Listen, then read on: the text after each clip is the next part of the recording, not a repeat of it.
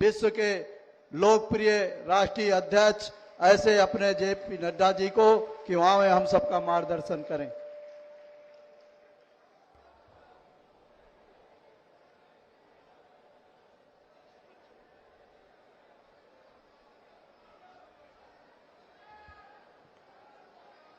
जरा जोर से बोलिए, भारत माता की। इधर से आवाज नहीं आ रही भाई। भारत माता की, भारत माता की। आज के इस चुनावी सभा में मेरे साथ यहां उपस्थित हमारी बहन माननीय साध्वी निरंजना ज्योति जी, हमारे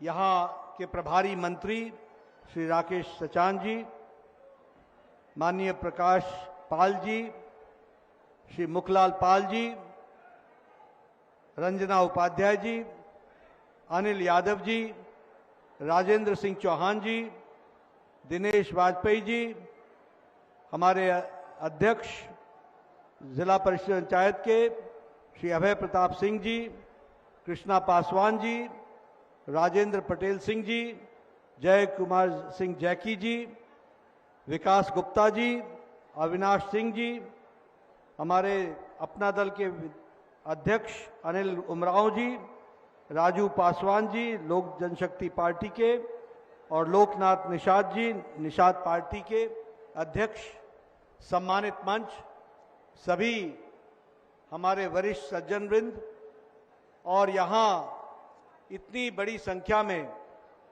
एकत्र आए देवी और सज्जनों, हमारे नौजवान साथी और मीडिया के मेरे साथी, प्रिंट मीडिया और इलेक्ट्रॉनिक मीडिया के मेरे साथी, आज जब मैं यहां फतेहपुर में चुनाव के इस सभा में आया हूं तो इतनी गर्मी के बावजूद भी जो मैं आप सब में एक ऊर्जा देख रहा हूं, एक उमंग देख रहा हूं, एक उत्साह देख रहा हूं, और जो नारों का जवाब आप दे रहे हैं उससे जो मुझे ऊर्जा का पता चल रहा है, और जो तालियों की गड़गड़ाहट की आवाज जो मेरे कान तक पहुंचती है, वह मुझे आश्वस्त कर रही है कि आपने हमारी बहन साध्वी निरंजन ज्योति जी को लोकसभा में भेजने का निर्णय ले लिया है। यह मुझे आश्वस्त हो रहा है। मित्रों, मैं आज जब इस क्रांतिकारी भूमि में आया हूं, जहां बावनी इमली के दृष्टि से लोग इस स्थान को जानते हैं, जहां सन 57 के क्रांति में लोगों ने बलिदान दिया, ऐसी वीर भूमि पर मुझे आने का सौभाग्य मिला। और साथ ही साथ यह भूमि तपोभूमि भी है। ऐसी भूमि को मैं नमन करता हूं और अपनी बात को प्रारंभ करता हूं। मित्रों, चुनाव की दृष्टि से बहुत सी बातें अभी साध्वी जी ने भी बताया और राकेश सचान जी ने भी हमारे को इस बारे में चर्चा करते हुए बताया है। मैं एक ही बात कहना चाहता हूं कि यह दिल्ली का चुनाव है, प्रधानमंत्री मोदी जी का चुनाव है। हमें एक बात गहराई से समझनी होगी कि भारत की राजनीति में मोदी जी के नेतृत्व में भारत की राजनीति का चाल चरित्र चेहरा, भारत की राजनीति की रीति नीति, भारत की राजनीति की संस्कृति और भारत के राजनीति के कार्य करने का तरीका और भारत के राजनीति की परिभाषा को मोदी जी के नेतृत्व ने बदल डाला है और नई संस्कृति को स्थापित किया है। यह हमको ध्यान में रखना चाहिए। 10 साल पहले साधारण मनुष्य, साधारण व्यक्ति क्या मन में रखता था? उसके मन में एक ही बात आती थी, इस देश में कुछ बदलने वाला नहीं है। सब ऐसे ही रहेगा, सब एक जैसे हैं, कुछ नहीं बदलेगा, ये मानसिकता में हम चलने वाले लोग थे। लेकिन 10 साल के नेतृत्व में मैं एक बात जरूर कहना चाहता हूं कि आज जब 2024 के चुनाव के लिए आप आगे बढ़े हैं, तो आप सिर्फ साध्वी निरंजन ज्योति को सांसद बनाने के लिए नहीं बने हैं। आज आप इस बात के लिए चुनाव में आए हैं कि मोदी जी के नेतृत्व में विकसित भारत के संकल्प को पूरा करेंगे। इस काम के लिए हम आगे आए हैं। ये बदलता भारत है, ये बदलता भारत है। आज लोगों की आकांक्षाएं, आशाएं बदली हैं। लोगों के समझ में आया है कि नहीं, नेता देश को बदल सकता है, नेता देश को नेतृत्व दे सकता है। और जो भारत पिछड़ा भारत था, आज दुनिया में इसकी डंका बज रही है और दुनिया में देश का नेतृत्व करने का काम मोदी जी ने किया है। ये हमारे ध्यान में आता है। आज बदलता भारत है। आप बताइए, अमेरिका की अर्थव्यवस्था कोरोना की चपेट के बाद लड़खड़ा गई, यूरोप की अर्थव्यवस्था लड़खड़ा गई, रशिया की अर्थव्यवस्था यूक्रेन युद्ध के बाद लड़खड़ा गई, जापान की अर्थव्यवस्था लड़खड़ा गई। लेकिन भारत की अर्थव्यवस्था के बारे में मोदी जी के नेतृत्व में, जो 10 साल पहले 11वें स्थान पर खड़ा था, आज भारत की अर्थव्यवस्था मजबूती से मोदी जी के नेतृत्व में 5वीं देश दुनिया की अर्थव्यवस्था बन गई, 5वीं दुनिया की अर्थव्यवस्था बन गई। और आप तीसरी बार मोदी जी को प्रधानमंत्री बनाएंगे और भारत दुनिया की तीसरी अर्थव्यवस्था बन जाएगी, दूसरी अर्थव्यवस्था बन जाएगी। ये बदलता भारत है। मैं स्वास्थ्य मंत्री रहा हूं। इस देश में ट्यूबरक्लोसिस की दवा को आने में 28 साल लग गए। इस देश में टेटनस की दवाई को आने में 30 साल लग गए। इस देश में डिप्थेरिया की दवाई को आने में 25 से 30 साल लग गए। इस देश में जापानी बुखार की दवाई को आने में 100 साल लग गए। 100 साल। 1906 में जापान में बना, 2006 में भारत में आया, और वो भी जब योगी जी सांसद थे तब आया दवाई। लेकिन हम ये जानकर आपको खुशी होगी कि आज भारत दवाई बनाने में दुनिया में दूसरे नंबर पर खड़ा है, दूसरे नंबर पर खड़ा है। सबसे सस्ती दवा और सबसे अच्छी और असरदार दवा आज भारत बना रहा है। हमारा एक्सपोर्ट 138% बढ़ गया है। हमारा पेट्रोकेमिकल्स का एक्सपोर्ट 106% बढ़ गया है। स्टील, जो हम कभी चाइना पर निर्भर होते थे, आज दुनिया का दूसरे नंबर का प्रोड्यूसर देश बन गया, एक्सपोर्टर बन गया भारत स्टील में, इस्पात में।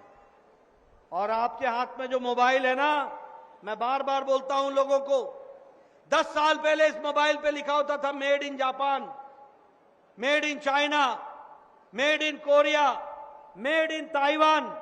आज जो आपके हाथ में मोबाइल है उस पर लिखा हुआ है मेड इन इंडिया।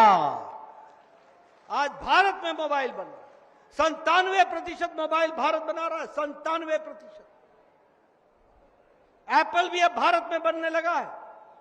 इसलिए अर्थनीति की बात करो, विकास की बात करो, हर दृष्टि से देश को आगे ले जाने का काम आदरणीय प्रधानमंत्री मोदी जी ने किया है। बताइए, उत्तर प्रदेश की तस्वीर बदली कि नहीं बदली? बदली कि नहीं बदली? हाईवे दिखता है कि नहीं दिखता है? एक्सप्रेसवे दिखता है कि नहीं दिखता है? वंदे भारत ट्रेन दिखती है कि नहीं दिखती है? एयरपोर्ट्स दिखते हैं कि नहीं दिखते हैं? प्रधानमंत्री मोदी जी ने 1 साल में इंफ्रास्ट्रक्चर पे 10 लाख करोड़ रुपए खर्च किया।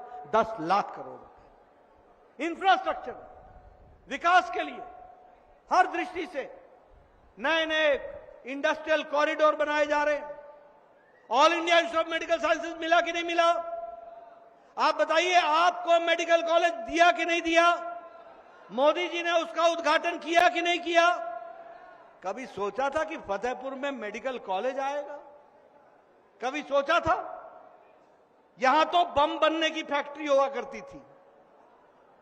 बोलो मैं गलत बोल रहा हूं क्या? तमंचे बजते थे, गुंडागर्दी होती थी, व्यापारी पलायन करते थे, बहू बेटियां सुरक्षित नहीं थी।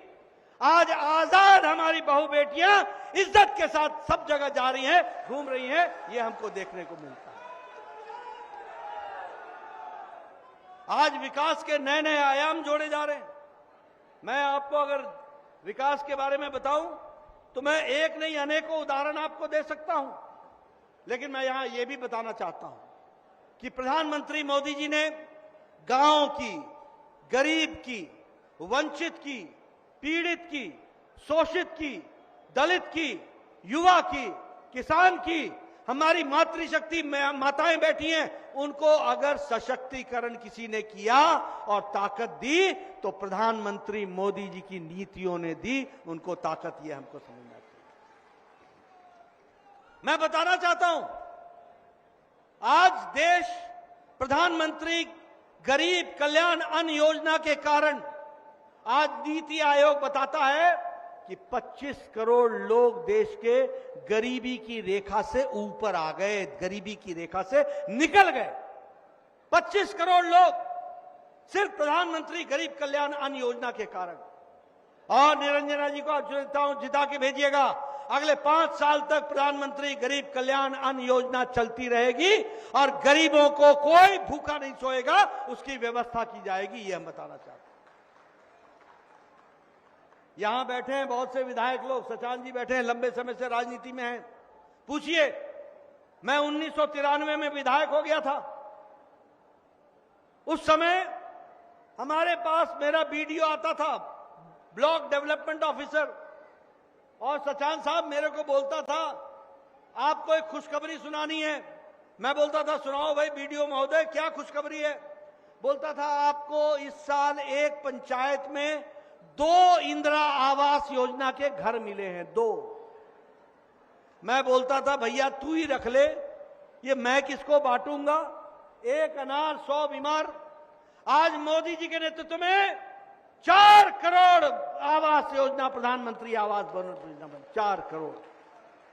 और निरंजना जी को जिता के भेजिएगा, मोदी जी का संकल्प है अगले 5 साल में 3 करोड़ और घर बनेंगे, 3 करोड़ और घर बनेंगे।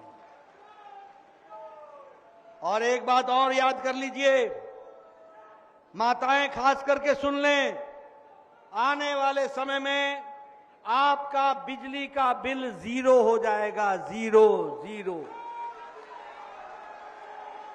और क्यों बिजली का बिल 0 हो जाएगा? क्योंकि मोदी जी ने संकल्प लिया है कि हर घर के छत पर प्रधानमंत्री सूर्य घर मुफ्त बिजली योजना, यानी सौर ऊर्जा हर के घर के छत पर लगेगी और उससे जो बिजली होगी तो आपकी बिजली मुफ्त हो जाएगी और आपकी घर के खर्चे के बाद जो बिजली बचेगी उसको सरकार खरीद लेगी, आपके आमदनी का साधन बनेगा। ये आज आकर के स्थिति खड़ी है। बोलो बदलता भारत है कि नहीं है? बोलो बदलता भारत है कि नहीं है? मित्रों, मैं आपको बताना चाहता हूं, मैं स्वास्थ्य मंत्री था। मोदी जी ने गरीबों के लिए सबसे बड़ा, दुनिया का सबसे बड़ा स्वास्थ्य योजना आयुष्मान भारत लागू किया, सबसे बड़ा। ये बैठे हैं विधायक, बैठी हैं हमारी बहन जी खड़ी हैं, ये सब हम सब लोग चिट्ठी लिखा करते थे मुख्यमंत्री को और प्रधानमंत्री को। क्या लिखते थे? मुख्यमंत्री जी, प्रधानमंत्री जी, मेरे इलाके में एक गरीब व्यक्ति है, उसको कैंसर हो गया है, वो बहुत गरीब है, वो इलाज के लिए पैसे नहीं है, इलाज कराएंगे तो उसकी जमीन बिक जाएगी, उसके खेत बिक जाएंगे, उसका मकान बिक जाएगा। कृपया 2 लाख देने की अनुशंसा कीजिए, 1.5 लाख देने की अनुशंसा कीजिए। आज मोदी जी ने आयुष्मान भारत के तहत 50 करोड़ लोगों को 5 लाख रुपए का हर साल गंभीर बीमारी से लड़ने के लिए आयुष्मान भारत में उनके इलाज की व्यवस्था की है, हर साल 5 लाख रुपए। अब एक खुशखबरी और सुन लीजिए, निरंजना जी को जिता के भेजिएगा, साध्वी जी को। मोदी जी ने निर्णय किया है कि इस देश का कोई भी नागरिक जिसकी उम्र 70 साल से ऊपर की हो गई है, वो अमीर हो या गरीब हो, किसी भी जाति का हो, किसी भी मजहब का हो, किसी भी इलाके का हो, ऐसे तमाम लोगों को जिसकी उम्र 70 साल से ऊपर की हो गई है, उनको आयुष्मान भारत से जोड़ दिया जाएगा और 5 लाख रुपए का उनको हेल्थ कवर दिया जाएगा। बोलो, ये यहां इंश्योरेंस कंपनी भी 70 साल के बाद इंश्योरेंस नहीं करते, किसी का स्वास्थ्य का बीमा नहीं होता। और मोदी जी ने 70 साल से ऊपर के हर व्यक्ति के लिए, किसी भी आमदनी का हो, किसी भी आय का हो, किसी भी मजहब का हो, किसी भी इलाके का हो, 5 लाख रुपए का आयुष्मान भारत का कवर दिया गया। ये आज बदलता भारत है, ये आज बढ़ने की दृष्टि से हम आगे बढ़ रहे हैं। प्रधानमंत्री उज्ज्वला योजना आज गैस के सिलेंडर से पहुंचाया जा रहा है। आने वाले समय में सस्ती गैस आपके घर तक पाइप से पहुंचेगी, उसकी व्यवस्था मोदी जी कर रहे हैं इस तरीके से देश में। और यहां पहुंच गई है, मुझे बताया गया, यहां पहुंच गई है। तो अब आप इनको दिल्ली पहुंचाएंगे ना, पहुंचाएंगे ना, आगे बढ़ाएंगे ना। इसलिए मित्रों, मैं एक ही बात कहना चाहता हूं, गांव की बात करूं। आज बताइए, गांव तक पक्की सड़क पहुंची है कि नहीं पहुंची है? पहुंची है कि नहीं पहुंची है? हजारों किलोमीटर ग्रामीण सड़क प्रधानमंत्री ग्रामीण सड़क योजना में पहुंची है। आज गांव में ऑप्टिकल फाइबर लगाया जा रहा है। लगभग 2 लाख गांव में गवर्नमेंट सर्विस सेंटर पहुंच गया है।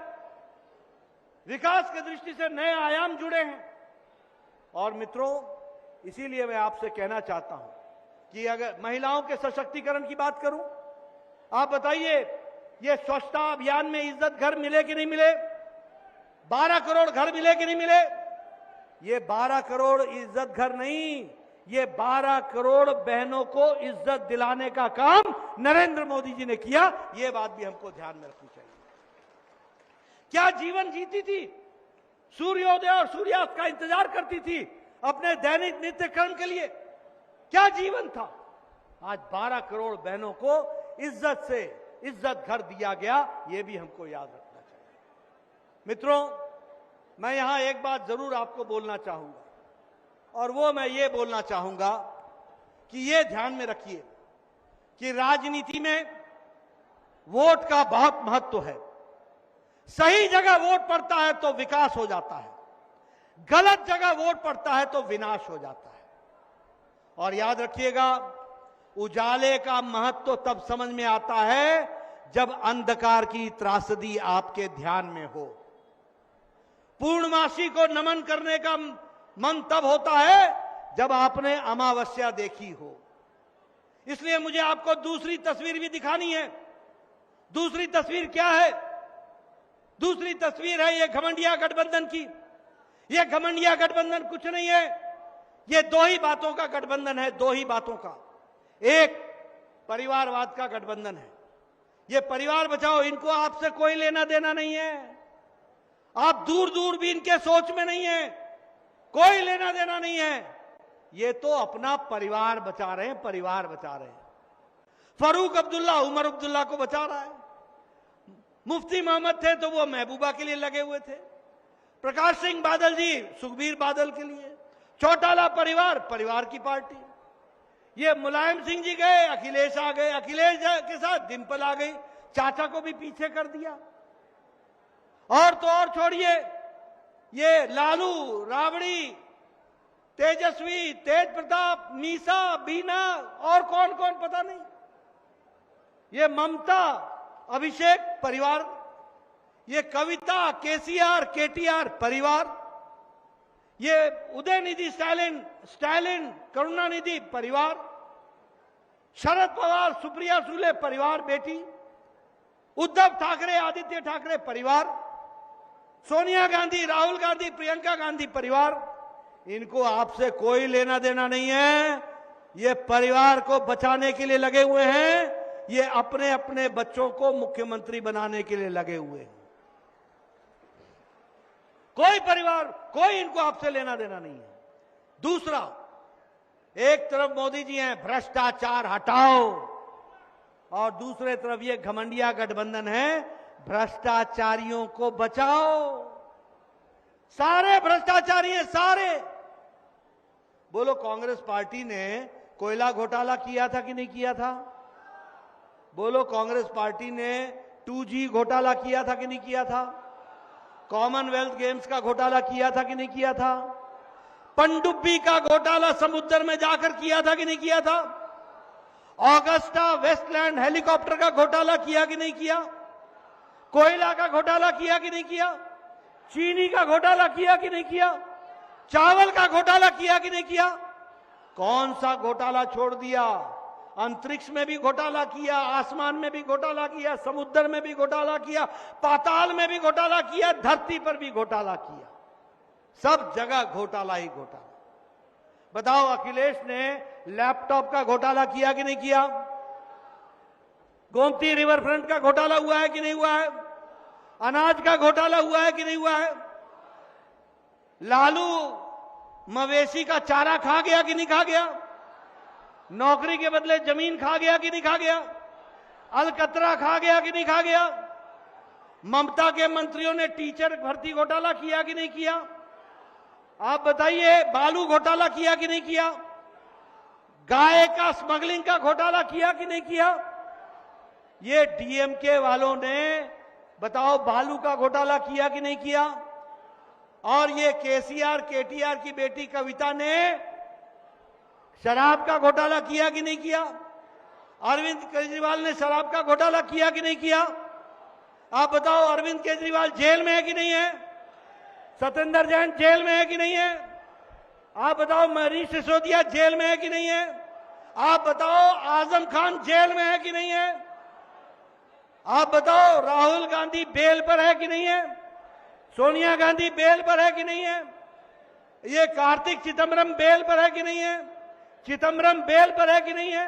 लालू बेल पर है कि नहीं है? ये सारे या तो जेल में हैं या बेल पर है। ये भ्रष्टाचारियों का टोला, ये भ्रष्टाचारियों का जमावड़ा एक दूसरे को बचा रहे हैं। मुझे हंसी आती है, इनकी रैली में, घमंडिया गठबंधन में 2 कुर्सियां खाली रखी जाती हैं। एक पे लिखा होता अरविंद केजरीवाल, एक पे लिखा होता हेमंत सोरेन, और ये दोनों ही मुख्यमंत्री जेल में हैं। यानी घमंडिया गठबंधन में जो बैठे हैं वो बेल पर हैं, और जो खाली हैं वो जेल में हैं, जो खाली कुर्सियां हैं। इनको आपसे कोई लेना देना नहीं है। और इन्होंने जाति के नाम पर देश को बांटा, इलाके के नाम पर देश को बांटा, धर्म के नाम पर देश को बांटा, और अब तो चमड़ी के नाम पर देश को बांट रहे हैं। चमड़ी के नाम पर मैं बताना चाहता हूं, आप बताइए, यहां मैं सुनना चाहता हूं, आप बताइए, संविधान में बाबा साहब अंबेडकर ने साफ लिखा है कि धर्म के नाम पर आरक्षण नहीं होगा। ये राहुल गांधी संविधान की कॉपी लेके घूमता है। मैंने कहा कभी अंदर पढ़ भी लिया कर, पढ़ तो लिया कर, क्या लिखा है? अंबेडकर जी ने साफ लिखा है संविधान में, धर्म के नाम पर आरक्षण नहीं होगा। और कांग्रेस पार्टी डाका डाल रही है दलितों के आरक्षण पर, आदिवासियों के आरक्षण पर, पिछड़ा वर्ग के आरक्षण पर, अति पिछड़ा के आरक्षण पर। बोलो, ये होने देना है क्या? होने देना क्या? मोदी जी ने साफ कहा है कि जब तक बीजेपी है और जब तक मोदी है, कोई आरक्षण धर्म के नाम पर नहीं होगा, और कोई दलित का हिस्सा नहीं ले पाएगा, कोई अति पिछड़ा का हिस्सा नहीं ले पाएगा, कोई आदिवासी का हिस्सा नहीं। इन्होंने आंध्र प्रदेश में 4 बार कोशिश की, कर्नाटक में 3 बार कोशिश की। इनके मंसूबे अच्छे नहीं हैं। इनके मंसूबे धर्म के नाम पर लड़ाई कराने का और वोट बैंक की राजनीति का है। और कल तो सैम पित्रोदा ने कह दिया कि पूर्वोत्तर के लोग चीनी जैसे दिखते हैं और दक्षिण हमारे पश्चिम के लोग अरबी जैसे दिखते हैं और उत्तर के लोग अंग्रेज जैसे दिखते हैं और दक्षिण के लोग अफ्रीकन जैसे दिखते हैं। बोलो, ये मानवता के साथ खिलवाड़ है कि नहीं है? ये भारत की संस्कृति के खिलाफ खिलवाड़ है कि नहीं है? ऐसे लोगों को माफ करना है क्या, जो देश का विभाजन चमड़ी के आधार पर करते हैं? एकता में अनेकता, भारत देश हमारा, अनेकता में एकता, हम एक हुए, हमारी संस्कृति एक है, हमारी कल्चर, हमारी रीति रिवाज, भोजन खान पान अलग हो सकता है, लेकिन हम एक संस्कृति से जुड़े हुए हैं। लेकिन ये लोग अब चमड़ी के नाम पर भी विभाजन कर रहे हैं। मित्रों, आपसे मेरा निवेदन है, ये जो समाजवादी पार्टी है, मैं समाजवादी पार्टी के बारे में भी बोलना चाहता हूं। जो लोग गोरखपुर बम कांड में थे, जो लोग वाराणसी बम कांड में थे, जो लोग लखनऊ के बम कांड में थे, जो लोग लखनऊ के बम कांड में थे, ये इन सब लोगों को अखिलेश ने इनकी सजा माफ करने की अर्जी डाली थी कि नहीं डाली थी? डाली थी कि नहीं डाली थी? याद है लोगों को? ये आतंकवादियों के हिमायती, ये आतंकवादियों के खासम खास, ये आतंकवादियों को बचाने वाले लोग, इनको आगे आने दोगे क्या? यहां जंगल राज लाना है क्या? आतंकवाद को बढ़ाना है क्या? आप बताइए, मोदी जी के राज में और योगी जी के राज में गुंडा राज समाप्त हुआ कि नहीं हुआ? सब चले गए कि नहीं चले गए? या तो जेल में है या प्रदेश छोड़ के गए कि नहीं गए? अमन चैन के साथ अगर बढ़ना है और विकास करना है मोदी जी के नेतृत्व में, तो साध्वी निरंजना ज्योति जी को आपको संसद में भेजना है। बोलिए, भेजेंगे ना? 20 तारीख को अपनी उंगली से कमल का बटन दबाएंगे ना? उधर से आवाज सुनना चाहता हूं, दबाएंगे ना? साध्वी जी को जिताएंगे ना? मोदी जी को फिर से प्रधानमंत्री बनाएंगे ना? देश को आगे ले जाएंगे ना? आपने मेरी बात सुनी, आपका बहुत बहुत धन्यवाद। जय भारत, जय उत्तर प्रदेश। बोले भारत माता की जय। अपने अध्यक्ष जी से कहूंगा कि आई हुई जनता का धन्यवाद ज्ञापित करें।